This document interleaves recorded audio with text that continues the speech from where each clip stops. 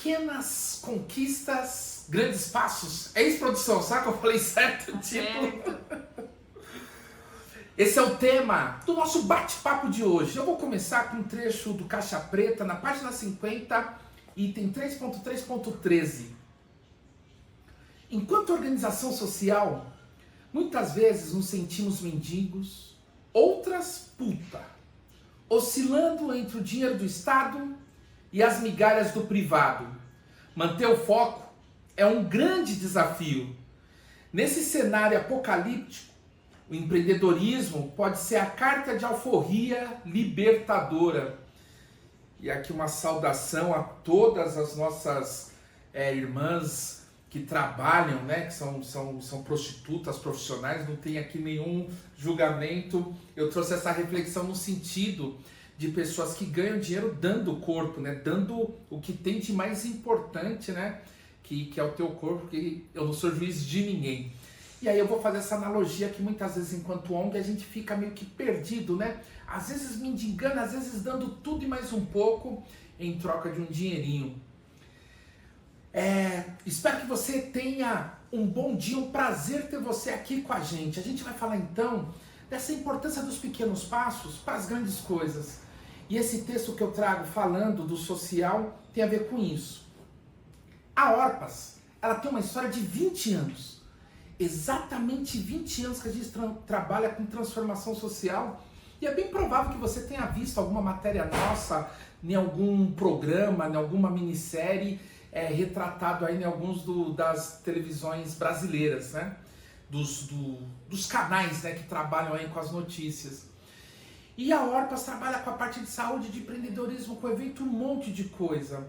Mas para a gente ver tudo isso que a gente faz hoje, a gente começou lá atrás, num quartinho de passar roupa, num quintal da minha família, num quartinho bem pequenininho que a minha mãe cedeu para a gente começar as atividades da Orpas. A dica que eu quero deixar aqui para vocês é que a gente tem que mirar alto, a gente tem que sonhar grande. Eu tenho dito que sonhar grande dá o mesmo trabalho que sonhar pequeno. A gente sonha, a gente tem um planejamento, a gente mira alto. E na hora da realização, qual que é o próximo passo? Qual que é o próximo passo que eu tenho que dar? Aí você dá um passo. Olha para frente, qual que é o próximo passo? Aí você dá o outro passo. Você mira sempre o próximo passo. Não os passo 10, o passo 15, para tentar dar um passo maior do que as suas pernas suportam, porque o tombo pode ser grande e você pode não ter uma estrutura para se erguer, para se levantar. Sonhe grande, mas mire os passos, os avanços pequenininho, um de cada vez. É comum, dentro de um planejamento, de um alvo grande que a gente tem para atingir, e a gente fala assim, nossa, mas tem isso para fazer, tem aquilo outro, tem aquilo outro. E muitas vezes essa reflexão nos deixa paralisado, impotente. A gente vê e fala, mas é tanta coisa, e aí você fica pensando em tanta coisa que tem para fazer e não faz nada. Quando a gente vive o futuro, quando a nossa cabeça está no futuro, ela não está no presente, ela não está nas realizações, a gente só consegue realizar no presente. A gente não realiza nada estando com a cabeça no passado e nem no futuro. Então a gente tem que reservar um período da nossa vida para pensar no futuro, mas que seja uma parte do nosso tempo, que não seja todo o nosso tempo. A maior parte do nosso tempo ela tem que estar no presente. Olha só, para pensar no passado é bom no finalzinho da noite, examinar a consciência, ver o que errou, o que poderia ter feito melhor, aonde poderia ter se dedicado mais. 10 minutos, meia hora, 20 minutos. Ao amanhecer a gente mirar, né, quais são os grandes projetos que eu tenho. Beleza, tem isso, tem aquilo, boa. E daí assim, quais são os passos que eu tenho para dar hoje? Quais são os passos que eu tenho para dar agora? E mirar o dia nesses passos. Final do dia se repete o ciclo, avalia que eu poderia ter feito melhor, eu estou me aproximando dos meus objetivos, eu estou me afastando, e assim você vai indo.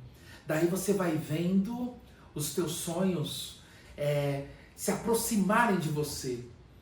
Rudolf Steiner fala em uma das suas poesias, pai da antroposofia no mundo, ele diz assim, eu sinto o meu objetivo e o meu objetivo se aproxima de mim. Então a gente tem sim que ter essa visão de futuro. Mas repito, o futuro ele não pode ser a maior parte do nosso tempo, senão a gente perde o foco do presente. Produção, parece que o pessoal andou mandando aí umas perguntas aí, não foi? Mandou sim. Obrigado. Perguntaram aqui como dar valor a essas pequenas conquistas, porque ela diz que essa mentalidade que ela tem é só de grandes vitórias, grandes conquistas que ela tem. O maior valor que você pode dar para suas pequenas conquistas é comemorando ela, é fazendo festa, sabe? É assim, me matriculei na faculdade, vou marcar um churrasco, um almoço de família, meu mãe, me matriculei. É um pequeno passo, mas valoriza, comemora, vibra por ela. Terminei um semestre, vou marcar aqui uma comemoração, uma resenha, vamos aqui, porque eu terminei um semestre, faltam 9, terminou o segundo. Então, se a gente quer valorizar as pequenas conquistas, eu não vejo melhor forma do que comemorá-las, do que vibrar em cima dessas pequenas conquistas. É como se o universo enxergasse isso, sabe? E o universo olhasse assim e falasse assim, nossa, meu, olha só, né? Essa criança aí vibrando com tão pouquinho que o universo vai abrindo caminhos, proporcionando mais, né? Eu aprendi na igreja, né? Eu cantava na igreja quando era pequeno e tinha uma musiquinha que ela falava assim, né? Eu não vou cantar não, vou só citar aqui que...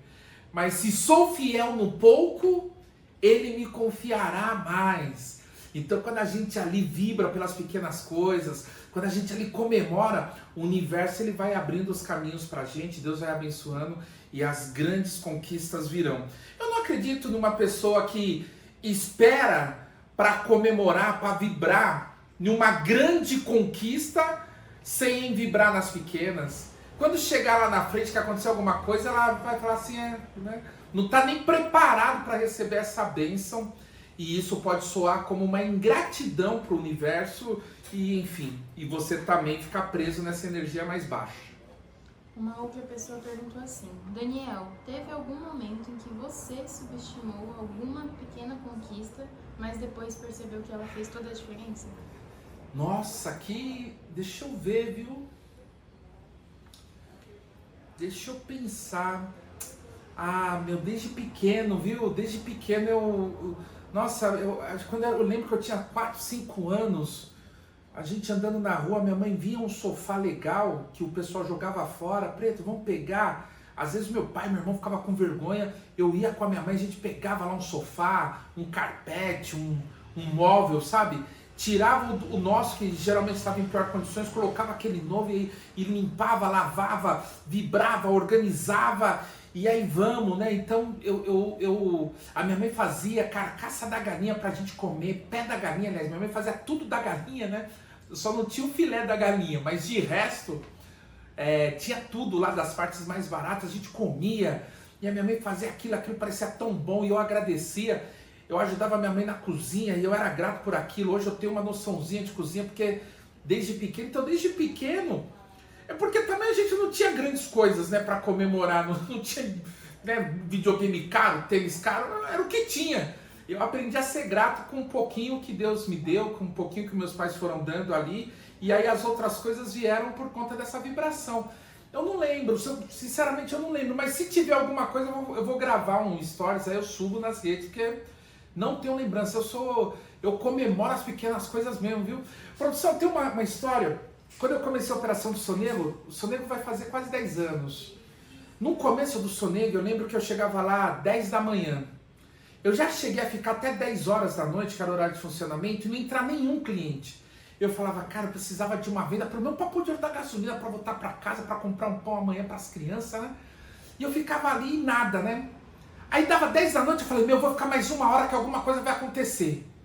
Aí quando dava 11 horas, 11 e pouquinho, chegava um senhorzinho pedindo uma pinga. A gente nem vende pinga assim, né? 51, velho barreiro, né? No Sonego nem tem. Mas tem não, peraí que eu dou um jeito aqui e tal. E pus uma cachaçinha lá. Aí eu nem sabia o quanto cobrava. Aí eu, quanto que era aí nos botecos? O cara é R$2, R$2,50. O cara foi tomar umas 3, 4 pinguinhas. Ele terminou de tomar, eu já tava agradecendo. Falei, putz, isso aqui é R$5, R$7 que vai entrar, obrigado Deus. Quando eu tô ali terminando de agradecer na minha cabeça, entra uma pessoa, tá fechando? Eu falei, que isso, estamos abrindo. E aí toma uma cerveja, outra quase uma caixa de cerveja. E eu agradecendo ali, pô, já fiz um dinheirinho bom. Deu 1 da manhã, 2 da manhã, o pessoal foi embora umas 2 e pouca. 2h30, 3 horas, fechei, tô indo pra casa. Quando eu tô chegando na rua, me liga um amigo. Daniel, tá aberto ainda? Falei, claro, peguei o carro, virei, voltei a milhão. Quando eu cheguei assim, terminando de abrir a porta do restaurante, ô Daniel, você tá fechando? Eu falei, o quê? Mas a gente tá abrindo aqui, a gente vira a noite. E de tomar mais uma caixa de cerveja, a gente faturar legal. Então assim, quando a gente agradece as pequenas coisas, parece que o universo vai conspirando e as grandes elas vêm, viu? Uma outra pessoa mandou assim, que ela tem medo de falhar. E você acha que esse medo de falhar pode ser uma questão que a gente ignora essas pequenas vitórias? Porque você tá numa força luciférica, você tá sendo soberbo, você tá querendo ser Cristo. Uma coisa é a gente se inspirar em Cristo. Quem não erra é Deus. Quem tem medo de errar é que você quer ser Deus. E quem quis ser Deus na história da Bíblia, seja, enfim, na poesia da Bíblia, quem quis ser Deus foi Lúcifer, né? Que ele quis ser adorado como Deus. E essa foi a soberba de Lúcifer. Ou se você pegar lá em Adão e Eva, que quis comer aquela fruta proibida, né? Porque a única fruta proibida que eles acharam que seria Deus, que ia ter o conhecimento de Deus ali. Então, assim, quando a gente quer ser Deus, a gente tem medo de errar. Se a gente se colocar na nossa posição de seres humanos normais, pô, errar é humano, né? Eu escrevo aqui em algum lugar do meu livro que eu falo, acertar também é humano, né? A gente não deve só errar, né? Mas errar é super humano. Não tenha medo. Você não vai estar perto do acerto se você não errar. Erre, arrisque, tente. Agora tenha a humildade de reconhecer os teus erros, de não insistir com eles e de não morrer com eles, que aí é ignorância. Observou que errou, opa, refaz o caminho, pede desculpa e segue, entendeu? Então erre. Você não vai empreender, você não vai ter nada de sucesso na sua vida se você não errar. Eu não acredito em quem não errou. Eu não acredito em empreendedor que não quebrou uma vez, que não quebrou alguma coisa. Eu não acredito em pessoas que não falharam. Eu não acredito. Então assim, erre, fale, arrisque. Isso faz parte do processo. Uma outra pergunta perguntou assim. Uma outra pessoa perguntou assim: Daniel, eu tenho dificuldade de passar essas diretrizes para os meus filhos, dessa conquista de pequenas coisas. Então ele pergunta, como que eu posso equilibrar a paciência e a urgência dessa geração, que é tudo que aconteça rápido? Os filhos vão aprender de algumas formas, uma delas é com exemplo. Então se você faz isso, reconhece os teus erros, se você vibra nas pequenas coisas, isso já está passando conhecimento para eles. Eles vão aprender por observação, mesmo que eles não estejam verbalizando. Segundo ponto, a palavra cultura, ela é uma ferramenta que ela traz aprendizados de uma geração para outra. A agricultura, então é a cultura agrícola, né? Que ela vai ser passada de uma geração para outra. Aí você tem as ferramentas da cultura, pode ser livro, pode ser voz, a cultura oral, pode ser a arte, pintura, escrita, as ferramentas da cultura. Para você transferir conhecimento para os seus filhos, além do exemplo, você pode criar um sistema de transferência de conhecimento. Um café da manhã no domingo, ou almoço no domingo, para contar história, desliga lá a televisão, guarda o celular, vamos comer e vamos bater um papo. Um encontro mensal, né? Com um encontro mesmo, vamos sentar aqui, vamos conversar, cada um traz uma história e tal. Um momento ali na semana, enfim, mas criar esses rituais para que eles possam passar pelo tempo e que tenha uma forma sistematizada de contar essas histórias, sistematizada para os teus filhos. Se você for olhar as instituições mais antigas que existem no mundo, elas são ricas em liturgias, em rituais, né? em procedimentos, que eles são necessários para suportar o tempo. Cria os procedimentos, os rituais, a liturgia com os teus filhos, para que você possa ir transferindo aquilo que você acha importante, para que eles aprendam a tua cultura, aprenda com os teus acertos, com os teus erros e sejam pessoas mais preparadas para o mundo. Teve várias perguntas na questão de comparação com os outros. Como que eu posso focar no meu próprio progresso e não ficar me comparando com os outros? Hoje tem uma ferramenta de comparação que é absurda, que é o Instagram, né? O Instagram, você vai lá, você vê a gente mais bonita que você, mais feia que você, mais inteligente que você, e atualmente você está se comparando, a pessoa comendo, a pessoa feliz, você fala, por que eu não sou tão feliz como essas pessoas do Instagram? Isso te gera depressão, isso te deixa atípico, né? Eu vou lá no Instagram, vejo o Geraldo Rufino, eu falo, meu Deus, que negão bonito, que negão inteligente, eu queria ser que nem ele. Brincadeira aqui, abraço o Geraldo Rufino, meu irmãozão, amo esse cara. Vejo o Manuel Soares lá, milhão com o filho dele e tudo aquilo, né? E eu acho incrível, Então o que acontece? A internet, o mundo virtual, ele acaba sendo algo que a gente usa de uma forma muito ruim, que a todo momento a gente está se comparando, a gente está comparando histórias e geralmente a gente se colocando para baixo. A gente olha tudo isso e se coloca para baixo, né? Então assim, primeiro passo, cuidado com o mundo virtual, né? Cuidado com esse mundo da internet, os filtros, né? E os filtros, não só os filtros que nos deixam com essa aparência mais maquiada, nem vou dizer bonito, né? Que deixa diferente da realidade, mas o próprio clique que você faz, ele é um filtro, ele é um recorte da realidade. Primeira coisa, cuidado com esses recortes da realidade, para você não adoecer. E o segundo ponto, você está concorrendo com você mesmo, né? O Ayrton Senna era isso. O Ayrton Senna ele achava que ele era o principal adversário dele. Ele corria para ganhar dele mesmo, né? Então assim, se compare com você, das suas versões. Trabalhe para você ser amanhã uma versão melhor do que a que você foi hoje. E aí se compara com você que vai dar tudo certo. Você vai ser uma pessoa amanhã melhor do que você foi hoje. Tem uma pessoa que perguntou assim, eu sempre tento criar grandes passos, né? Pensar o grande, só que o pequeno eu não consigo ir concretizando eles. Mania de grandeza chama isso, né? Porque a gente tem que ter sim o sonhar grande, o olhar grande, como meta, como objetivo, como alvo, e a gente fala assim, qual que é o passinho pequeno que eu tenho que dar para chegar nesse sonho grande. A gente sonhar grande e achar que a gente vai chegar lá em um passo, a gente não tem perna para isso. A gente pensar em um passo grande. Eu quero ser pós-doctor. Mas se você não terminar o ensino médio, você não vai ser pós-doctor. Então o sonho grande é ser pós-doctor. O passo pequeno é terminar o ensino médio bem, fazer uma graduação, enfim, assim sucessivamente. Temos que ter sim essa perspectiva de futuro, essa grandiosidade, mas aí a gente estabelece aquilo como meta, como algo a ser alcançado, sem ter a arrogância de chegar nesse algo grande numa passada só. Serão vários passos que daremos. O que você diria para quem sente que não tem motivos para celebrar nada? Primeiro você tem que ver se você não precisa de um psicólogo ou de um psiquiatra no sentido de tomar alguns remédios, porque pode ter algumas substâncias que estão te gerando depressão, e aí por mais que as coisas estejam acontecendo à sua volta, você está sem reação. Psicólogo e psiquiatra, primeira coisa, fazer uma revisãozinha, ver lá, às vezes é só tomar um remedinho e já era, você volta ao normal, tá? E o segundo é verificar se você não está fixando os problemas.